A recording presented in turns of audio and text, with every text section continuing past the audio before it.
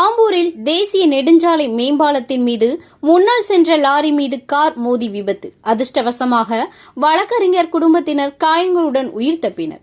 கர்நாடக மாநிலம் பெங்களூரு பகுதியைச் சேர்ந்த வழக்கறிஞர் பிரவீன் தனது குடும்பத்தினருடன் சென்னை நோக்கி காரில் சென்று கொண்டிருந்த போது கார் திருப்பத்தூர் மாவட்டம் ஆம்பூரில் உள்ள சென்னை பெங்களூரு தேசிய நெடுஞ்சாலை மேம்பாலத்தின் மீது சென்று கொண்டிருந்த போது திடீரென ஓட்டுநரின் கட்டுப்பாட்டை இழந்து சாலையின் முன்னால் சென்று கொண்டிருந்த லாரியின் பின்பக்கம் மோதி விபத்துக்குள்ளானது. இதில் காரில் பயணம் செய்த பிரவீன் மற்றும் அவரது மனைவி மற்றும் 3 குழந்தைகள் காயமடைந்த நிலையில் அவரை அங்கிருந்து பொதுமக்கள் மீட்டு சிகிச்சைக்காக ஆம்பூர் அரசு மருத்துவமனைக்கு அனுப்பி வைத்தனர்.